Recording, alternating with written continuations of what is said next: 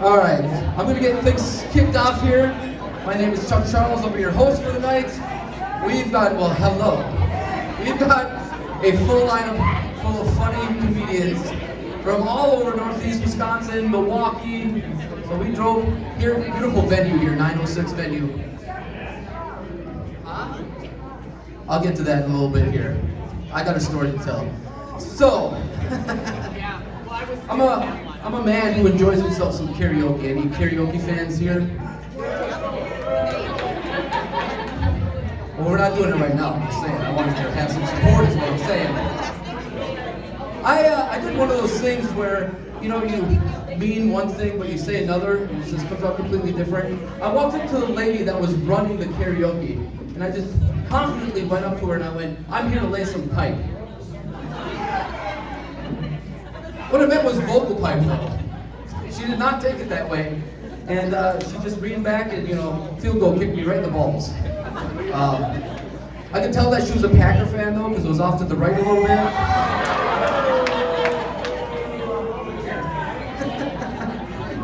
I get it, I'm a Packer fan too. I think that joke a couple weeks ago, somebody went, "Too soon." It's like we've been having this argument over Mason Crosby for 10 years, that's not too soon. But I did get up and I was able to work things out and I was able to sing karaoke that night. I just didn't ever sing so many Bee Gees and Michael Jackson songs in my life. As I've gotten older, I'll be 37 this year, I'm really getting hear me out. I'm really starting to develop a condition that I'm worried about. It's called RDF, resting dick face. Like, do I look like I'm having a good time right now? Exactly. This is what happens. 10 years ago, you take pictures of me, and it looked like I had just seen boobs for the first time. I was like,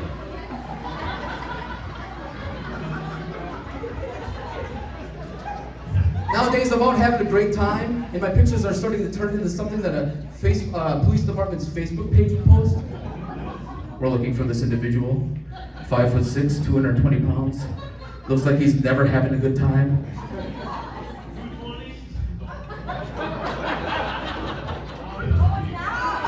This is a lively crowd. Let's go.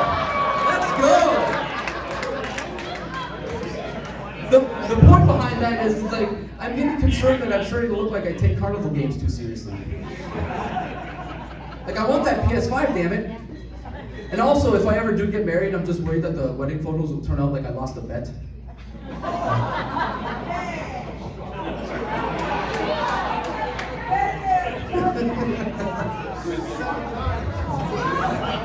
Wow. I have a brother that's 10 years older than me, and he tried to teach me so many things. A lot of them did not stick, but what he did do was he taught me how to drive. And he used to use this phrase when he was teaching me how to drive: "Stay between the mayo and the mustard." Yeah, the yellow and the white lines on the road. Stay between the mayo and the mustard. I was like, that crafty son of a bitch. He knew I love sandwiches. So he spoke to me in condiments. I remember it to this day. So it worked. God damn. All right. Another thing he tried to teach me were nursery rhymes. And he would have me listen to CDs of his Mother Goose, Andrew Dice Clay. Remember one time in kindergarten, the teacher said, "Chuck, stand up, recite Hickory Dickory Dock." So I went, "Hickory Dickory Dock, your mom was sucking." "Chuck, to the corner!"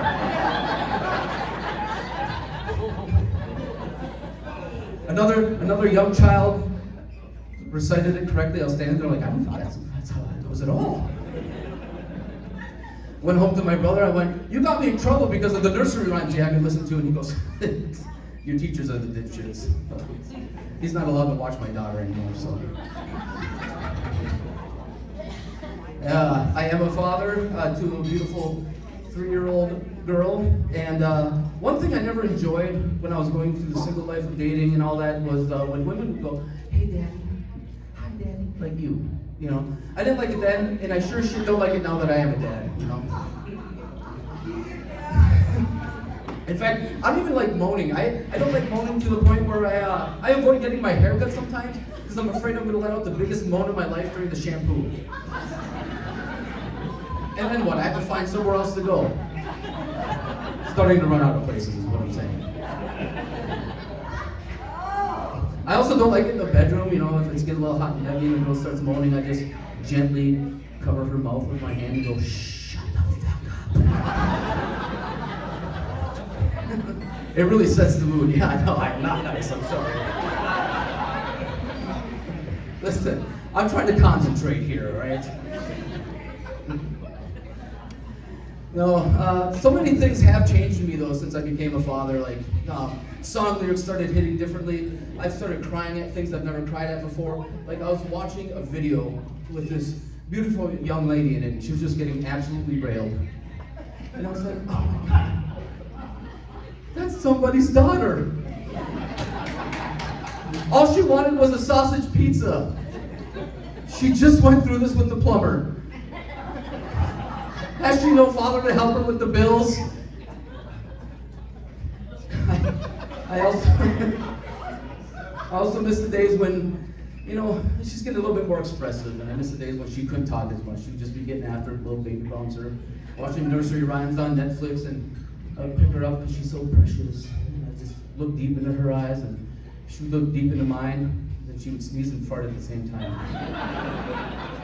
I know what you are, Dad's girl. You are Dad's girl. No, I was helping her change her shirt about a month ago, and she was just slapping her belly, having a good old time. And so I started slapping mine, you know, we're having a good old time, giggling. Then she lifts my shirt, and I keep doing it, and she went, ew.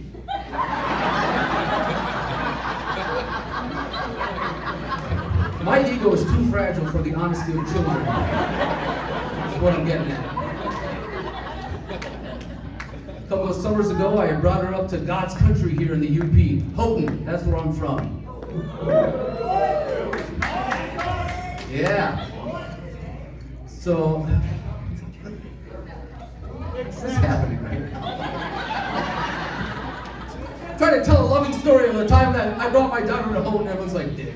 No, I brought her up there, and we got a hotel room that had a jacuzzi in it, because that's cool like that, right? You know, we spent some days visiting family, and it was time to give her a bath, so I fired up that jacuzzi, and I put some bubbles in it, and we had a good old time. That the bubbles started to die down, so I added some more water, fired up those jets. By this time, it was about waist height.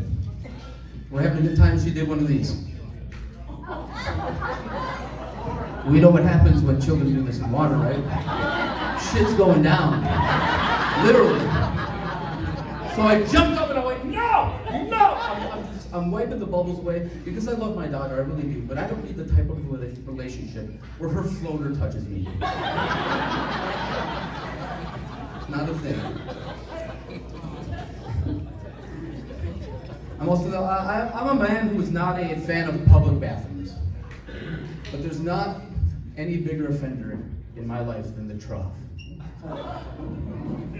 Fellas, we know what the trough is, right? It's just a metal slop trough that pigs would normally eat out of. Except it's just dicks pissing freely from side to side. I avoid it at all costs. I'm not sure what a conversation with her would be like. I just go up there, I'm like, maybe I'm just a hip guy, I don't even hold it, you know? I see you lean to the left too. Hey bud, if you trim the bush, the tree stands a lot taller, you know.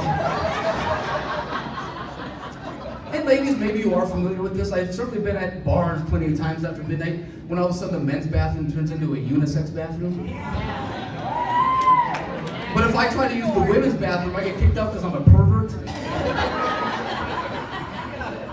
I just thought about it one time, like, what if the women's bathroom had troughs? Like, what would that be like? I'd imagine that'd have to be some sort of bar here. You can correct me after the show if I'm wrong. Just hanging out like, Josie, no panties tonight, you slut? Who are you going home with? Becky, we told you not to get asparagus at dinner.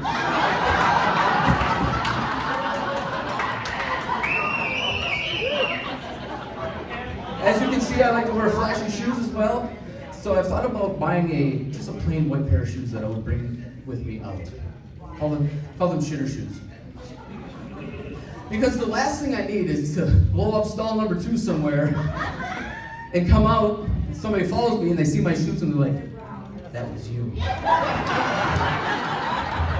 Actually, the last thing I need is to catch eye contact with that little crack in the door. Then I just freeze up and I'm like, maybe if I don't move, they won't see me. I almost, flushable wipes also came into my life the last couple of years. I'm like, where the fuck are these, man?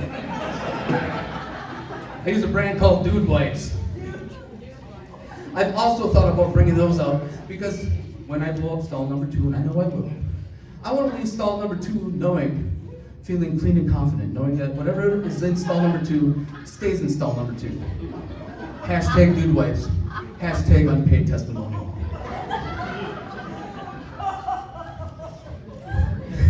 I've been on social media since the days that Facebook came out and you had to have a .edu address. Well, that too. But that one died. Facebook is still around. So I'm on there and you really couldn't post anything because it was just you and your college friends at the time, you know? And I love posting hip-hop lyrics. I did it like it was my job in college.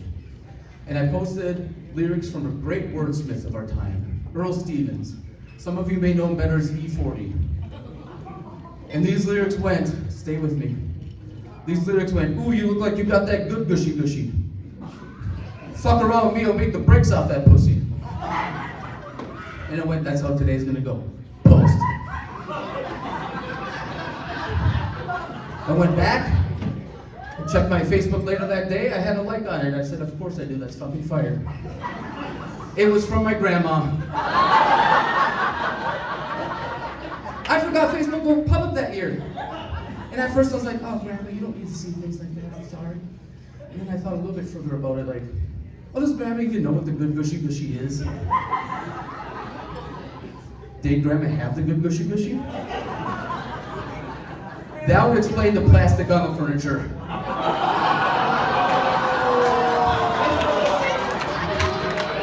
Easy now, easy now. All right. I got one more thing for you. I used to be in bowling leagues, and don't fear, this body is built for bowling. Thank you. Yeah. But my friend's girlfriend was subbing on the team one year, and she was taking her sweet time. And I had to go remind her, hey, it's your turn. And she goes, oh, I'm sorry. I was just distracted by Jason Momoa on the TV. And I said, okay, that's fine. But it's still your turn. And she looks at me and goes, well, if there was Victoria's Secret models on the TV, you'd be distracted too. And I said, I prefer my models from Lane Bryant.